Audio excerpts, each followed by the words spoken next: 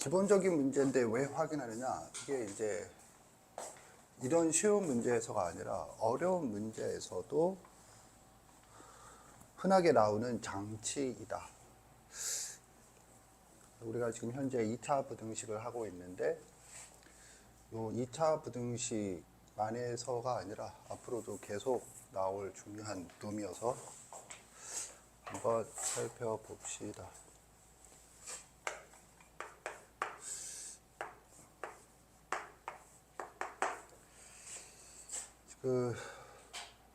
요런 장치가 있어요. COT, 이 빨간색이다.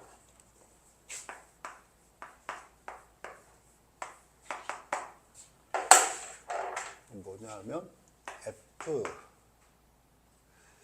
x-1이 0보다 작다. 여기서 이제 이건 중요한 게 아니고 요 놈인데 요 놈을 어떻게 볼 것이냐, 요런 현상을 어떻게 볼 것이냐, 특히 요거 요 현상을 어떻게 볼 것이냐가 주제가 되겠어요.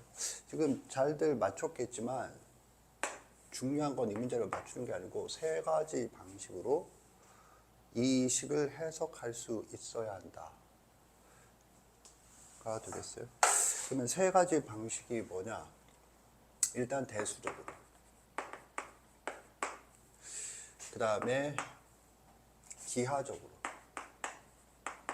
그 다음에 해석학적으로. 여기서 해석학이란 함수를 말해요. 그래서 얘는 대수적으로 치환의 대상이다. 선생님, 이제 치환은 두 종류라고 했는데 두 종류가 뭐냐면 공통 부분, 그리고 이와 같은 꼴을 우리 수업 용어로는 닥치환. 닥치환이란 닥치고 치환하세요. 아주 원시적인, 원초적인 명명이 되겠어요. 생각을 하기 전에, 닥치란 말은 조용히 하라는 뜻이 아니라 생각을 하기 전에 치환부터 하고 생각을 하세요. 생각을 한 후에 치환을 하지 마시고. 그러면 이런 부분이, 요 닥치환을 언제 쓰는 거니? 하면 이렇게 생각할 수 있겠어요. 닥치환은 문자가 있어야 될 자리에 뭐가 있을 때? 식이 있을 때. 즉 우리가 생각하는 저런 꼬락서리는 fx잖아. 그런데 x라는 문자 대신에 식 x-1이 왔죠. 그러면 치환한다는 건 뭘 말하니 하면 문자로 식을 환원시켜준다, 이런 역할을 하죠. 즉 여기서 보면 요 치환으로 풀어보면 fx-1은 0보다 작다. 이랬을 때 요 놈을 t라고 놓는다. 그러면 t의 범위가 뭐가 되느냐 하면 문제에서 이게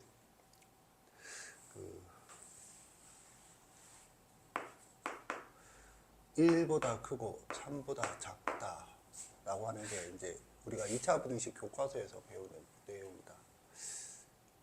그런데 이렇게 했을 때 연계해서 해야 될 게, 우리가 궁금한 x는 뭐냐 하면 t 플러스 1이다.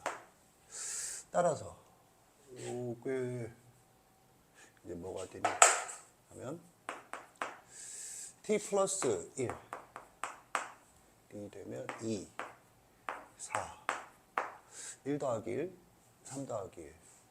그래서 이렇게 되고 이게 이제 답이다가 되겠어요.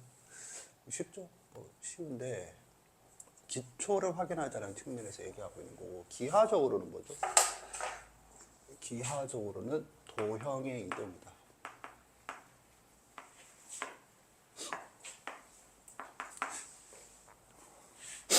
도형의 이동 중에서도 저놈은 x축으로 마이너스 1만큼 평행이 되는 거죠.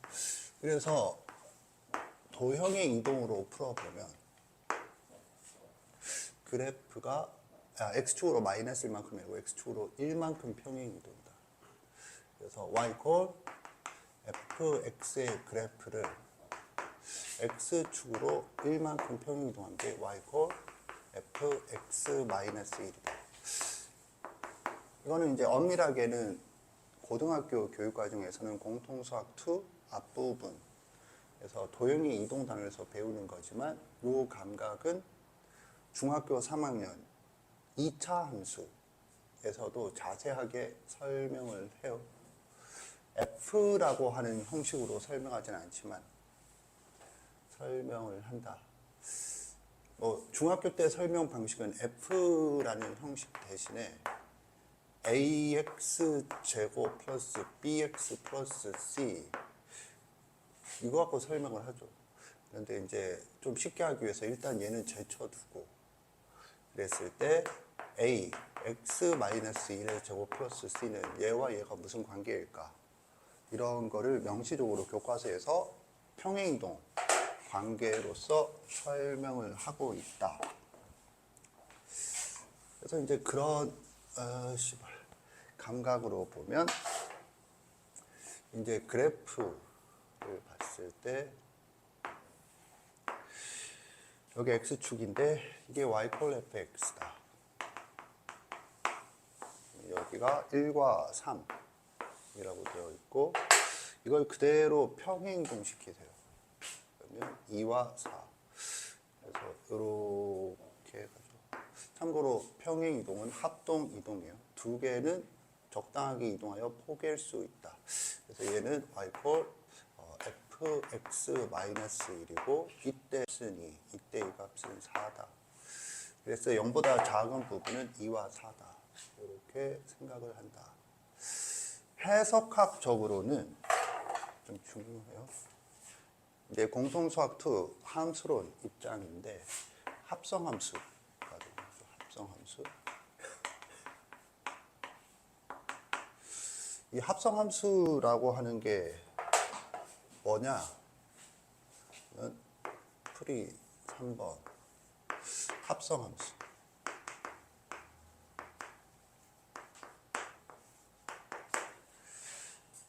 그러면 gx를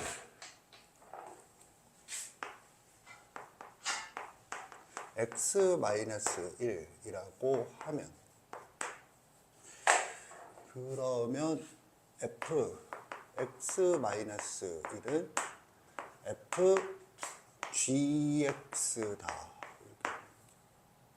이거를 굳이 합성함수라는 기호를 이용해서 표현하면 f 서클 g x다. 이렇게 돼서 이 합성함수 단원에서도 이런 종류의 문제가 똑같이 계속 출제가 된다. 그러니까 이걸로 제시하고 얘를 이렇게 해석해서 풀어보세요. 이런 거거든. 그러면 이제 얘는 어떻게 하니? 라고 했을 때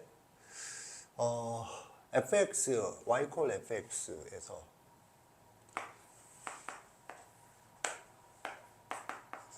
지금 이론 수업이에요.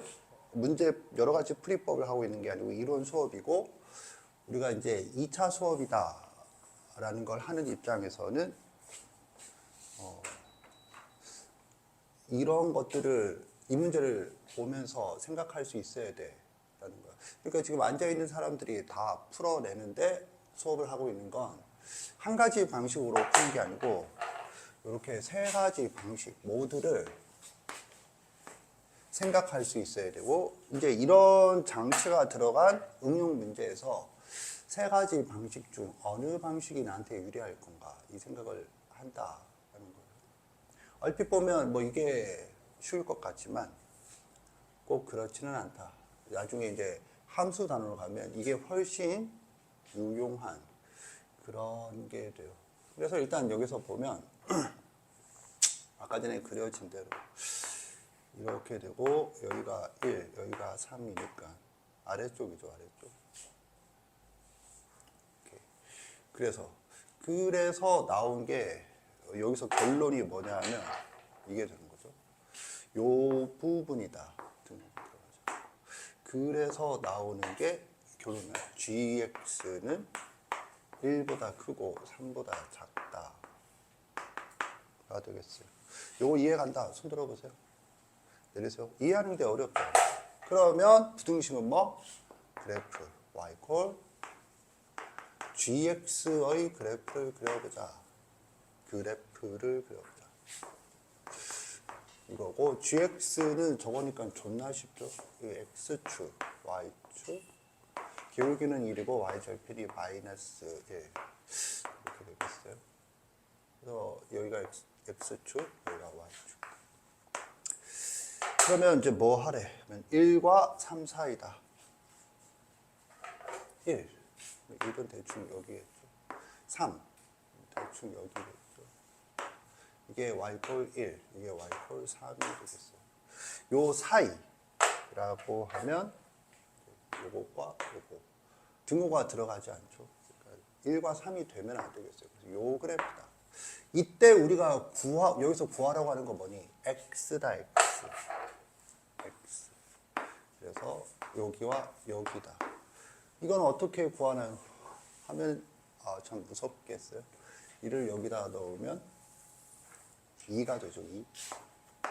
그리고 3을 여기다 넣으면 4가 되겠어요.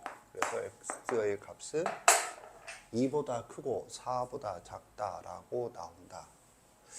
지금 이해하는 걸로는 아무 쓸데가 없고 핵심은 이거를 네가 다 설명할 수 있어야 돼요. 지금 선생님이 맨판에다가 이걸 쭉 설명을 했지? 이거 그대로 지우고 너 보고 나와서 해봐 라고 했을 때 동일하게 설명할 수 있는 수준으로 숙련을 시켜놔야겠어요. 매우 중요하다. 이제 부등식에서만이 아니라 이런 현상은 정말 많이 나오거든. 다양한 곳에서. 그랬을 때 이런 사고 방식들 중에서 어느 방식이 나한테 유리한가 이거를 판단해서 빠른 쪽으로 가져야겠어요. 이 문제는 쉬우니까 뭐 이거고 사실 치환도 안 하고 이동도 안 하고 대충 찍어서 도 맞출 수 있는 수준이죠. 연산 단계가 너무 단순해서. 근데 네가 맞닥뜨릴 내일 모레 모의고사? 내 생각에 모의고사에도 지금 이 꼬라스는 나올 거예요. 반드시. 뭐 문자 자리에 식이 들어가 있는 거. 그렇게 되었을 때 그 문제는 네가 이 문제를 푼 것처럼 그런 직관적인 감각으로는 해석도 안 되는 어림없는 수준으로 나올 거예요. 그랬을 때 이것들 중에 하나를 선택해서 풀어낼 수 있어야 한다. 이거는 내신으로도 중요하지만 수능적으로 매우 중요한 관점이 되겠어요. 이 세 개가 전부다. 정리하세요.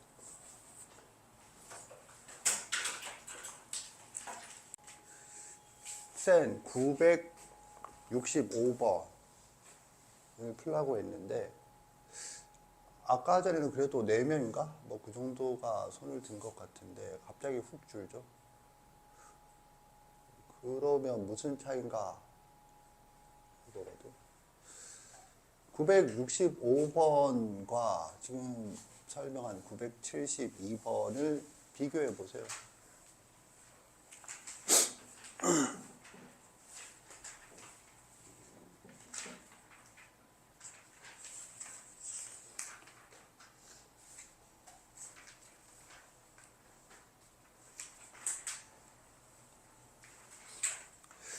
자, 우리 수업에서 비교라고 하는 것은 뭘 말하죠?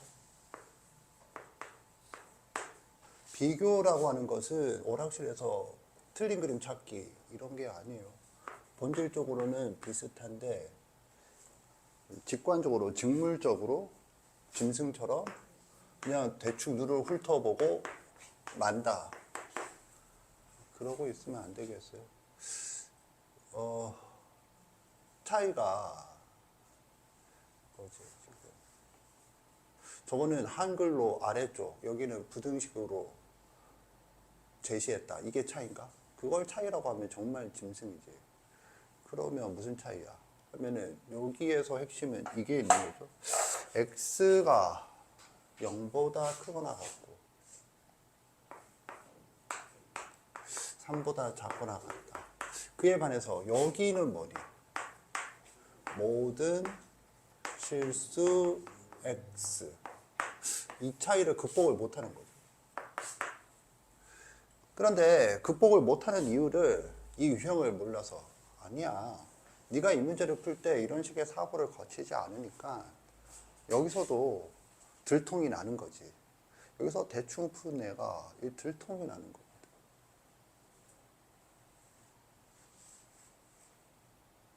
그러니까 모든 실수는 풀 수 있는데 이렇게 되면 못 풀어요. 이게 웃긴 거. 그럼 이거 어떻게 하니? 그러면 저기서 한 대로 하면 이렇게 되죠. fx가 아까 전에 한 대로 풀어보면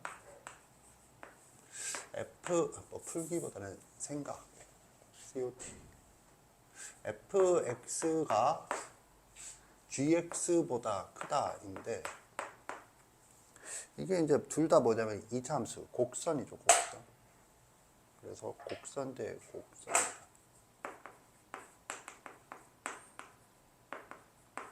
그래서 곡선 대 직선으로 바꾼다.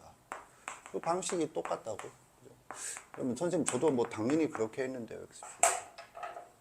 그래서 보면 fx-gx가 0보다 크다. 그래서 x축이다. 이게 이제 x축이다. 그런데 이 범위에서 얘가 위에 있어야 된다. 딴 데는 위에 있든 아래에 있든 상관없다. fx-gx는 시작이 어떻게 되니? 하면 2x제곱 플러스 어쩌고 저쩌고 아래로 블록이죠. 오케이? 부등식은 뭐? 그래프를 그려서 생각을 해줘야겠어요. 그러면 그래프를 그리면 x축 그리고 이 범위 0과 3 에서는 이 그래프가 x축보다 위에 있어야 돼. 그러면 뭐 예를 들어서 이런 것들은 구체화라고 해요. 예를 들어서 네가 하는 게 아니고 머릿속에 그래프를 그려야지. 그래프 식이 없는데 식이 주어져 있으면 문제가 아니야. 지금 A의 범위를 구하는 게 문제인데 A의 범위가 안 주어져서 그래프를 못 그리겠어 하면 지금 이게 문제를 푸는 건지 해설을 읽는 건지 구분을 못 하는 거지. 그래서 대충 뭐 이렇게 그리겠죠. 그리고 뭐 이렇게도 그리겠죠. 근데 두 개는 차이가 있죠. 이런 걸 찾아내 라는 거거든. 두 개의 차이가 뭔지 알겠다. 손 들어보세요. 내리세요.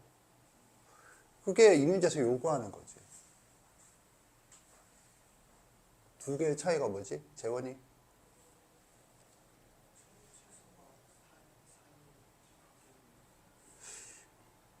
이게 이제 이렇게 그리면 얘는 더 내려갈 수 있다. 그죠? 그래서 요렇게 갈 수도 있다. 그러면 이제 이런 생각을 하려면 핵심은 뭐죠? 2차 함수의 생명. 문제에서 요구하든 요구하지 않든 생각해야 된다가 생명이거든. 생명이 뭐니? 꼭지점이죠. 그래서 꼭지점을 생각을 했어야 돼. 라는 거거든. 이거는 이제 꼭지점이 같은 축에 있다. Y축으로 아래로 내려갔다라고 가정하면. 그래서 두 개가 차이가 있다. 그러면 이런 차이를 구분하세요를 어디서 배우죠? 로빈이.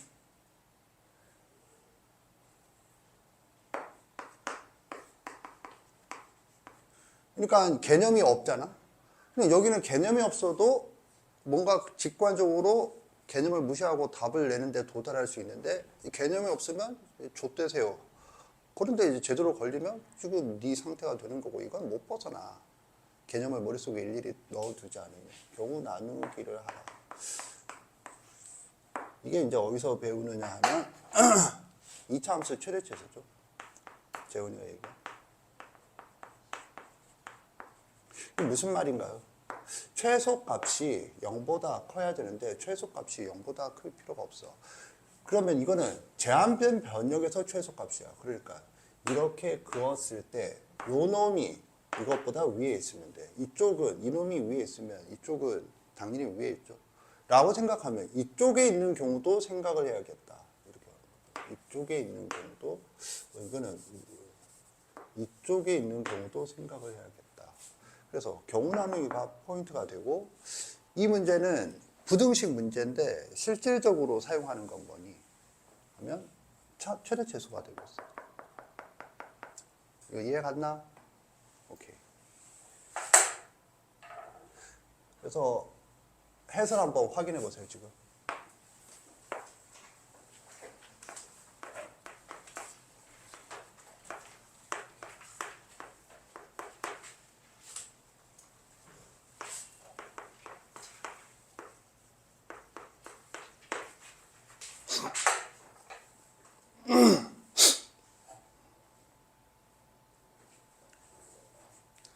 해설이 금방 눈에 들어와야 돼요. 한 줄 한 줄 읽고 있으면 수학 못하는 애요. 지금 내가 여기서 설명 다 했지. 경우 나누고 그 최소값. 이때는 최소값이 이거 꼭지점이 y좌표고 이때 최소값은 꼭지점이 0보다 작을 때는 최소값이 f0이죠. f0이 0보다 크거나 같다. 이렇게 범위를 찾는 거지. 그래서 각 범위의 내용들을 다 합치면 답이 된다. 그러니까 네가 지금 개념이라고 하는 게 이론이라고 하는 게 없으면 들통이 나는 거야. 그냥 딸랑 요 차인데 이건 뭔가 직관성이 포함되는 거지. 판별식을 쓰면 되는데 이건 판별식으로는 되도 않는 거지. 아래로 내려가지고 위에 있어도 되는 거야. 그러니까 지금 개념 이름이 이거거든. 내가 하고 싶은 얘기는 이론이란 걸 바탕으로 수학 현상을 바라보는 이런 관점, 그게 습관이 되어야 이제 비로소 문제에서 맞출 수 있는데 습관이 된다는 건 지난한 반복 과정, 정말 지겨운 반복 과정이 필요한데 그 전에 반복을 뭘 해야 될지도 모르는 상태로 시간만 보내고 있잖아, 지금. 반복을 해야 되는데 안 하고 있다가 아니라 뭘 반복해야 되는지 몰라서 반복을 시작조차 안 하고 있다. 이게 지금 우리 반의 평균적인 상태거든.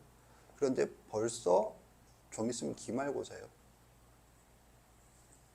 이러면 이제 거시기하지. 그게 문제가 아니라고 그러면 이번에는 문제를 바꿔서 부동의 방향이 이렇다. 다른 건 다 똑같아. 어떻게 풀어야 할까?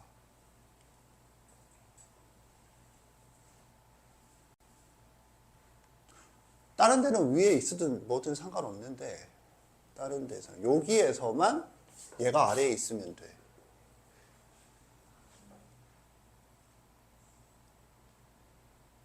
근데 역시 아래로 볼록. 이렇게 되면 내가 하고 싶은 얘기는 여기 우리 반 애들은 이거 생각할 수 있는 애가 없어. 이렇게 되면 이거 아니죠, 개념이 또. 개념이 확 달라지거든. 이 개념이 아니라 달라져. 무슨 개념으로 달라지는지 안다. 손 들어보세요. 이렇게 되거든. 뭐요? 아, 여기서 여기로 가지 말고 그래프를 그려. 그래프 그리면 X축. 근데 아래로 볼록이거든. 이거 일로 가면. 이거 일로 가면 위로 볼록이 되겠지만 그것도 뭐 똑같아. 아래로 볼록하면 이제 뭐지? fx 마이너스 gx가 0보다 작다죠. 그런데 0과 3 여기에서만 x보다 아래쪽에 있으면 돼. 그런데 그게 아래로 볼록 그래프야. 그러면 어떻게 되겠니? 하면 그래프가 이렇게 그려지겠죠. 이거는 어떻게 푸니? 알겠다. 손 들어보세요. 내리세요. 그런데 그 개념 이름은 뭐니? 알겠다. 손 들어보세요. 이제 이게 차이가 나타나는 거거든. 이거 어디서 배웠죠? 2차 방정식과 2차 함수라는 단원에서 배웠어요. 2차 방정식과 2차 함수. 이 개념표는 차례 펴보세요. 큰 2번 방정식 단원에 6번 2차 방정식과 2차 함수에서 얘를 배우거든. 그쪽으로 가보면 142페이지.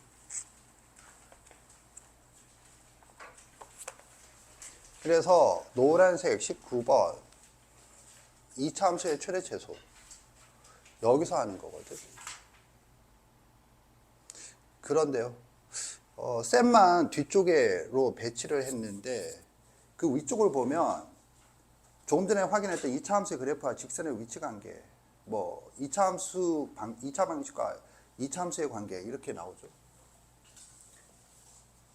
그런데 이제 이게 어디로 있냐면 원래 나는 여기서 가르쳤어요. 여기서 가르쳤는데 개념 셈만 뒤쪽에 있어. 2차 부등식. 제라페를 펴보세요. 2차 부등식 제라페 맵을 펴보면 거기에 2차 방정식의 실근의 부호라고 되어 있고 거기에 2차 방정식의 근의 분리라고 되어 있죠. 찾았다. 손 들어보세요. 내리세요. 그래서 이거는 뭐냐 하면 이게 근일 때 이게 알파고 이게 베타일 때 알파는 0보다 작다. 등호가 들어가도 되나? 등호가 들어가서 얘가 여길 지나도 0일 때는 x축보다 아래쪽에 있지 않지. 그러니까 등호가 들어가면 안 돼. 이렇게 해야 되거든. 그래서 한글은 0보다 작고 한글은 3보다 크다. 이렇게 돼야 되고 이걸 뭐라고 부르느냐 하면 실근의 위치야.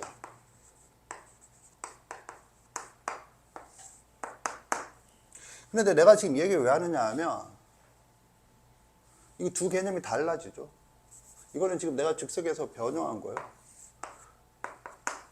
이런 것들을 요거일 때는 풀 수 있는데 이게 들어가면 안 돼. 이거일 때도 요 부등호의 방향이 이쪽이면 풀 수 있는데 이쪽이면 못 풀어. 네가 생각해도 뭐가 이상하지 않니? 그 간단한 변화에 바로바로 안 되는 게. 네가 생각했을 때 그게 얼마큼 단순한지 모르겠지만 개념을 알지 않으면 해석조차 안 돼요. 그래서 이제 이건 뭐냐 하면 이렇게 되는 거지. 함수라는 구조.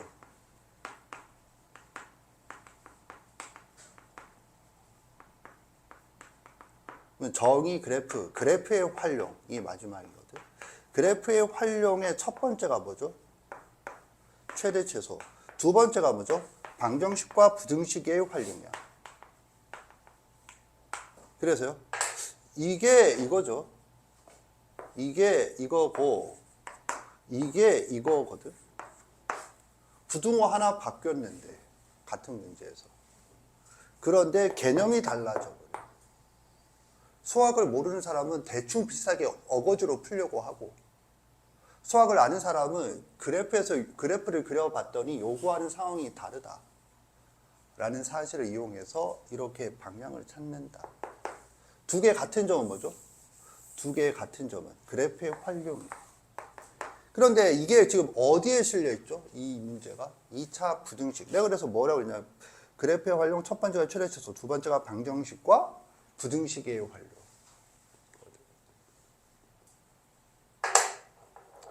이렇게 개념을 위주로 문제를 정리할 생각을 하지 못한다면 세 문제 모두 맞추는 건 매우 힘들어져요. 즉 범위가 없을 때, 제한 범위가 없을 때, 제한 범위가 있을 때, 제한 범위가 있을 때 부등호의 방향이 이쪽인 경우와 이쪽인 경우 달라진다. 그래서 그런 범위 나누기를 할 수 있으면 그러니까 개념을 정확하게 알 수 있으면 좋겠고 이 개념들의 가장 큰 범위를 선생은 수업 시간에 뭐라고 부르냐면 위치관계.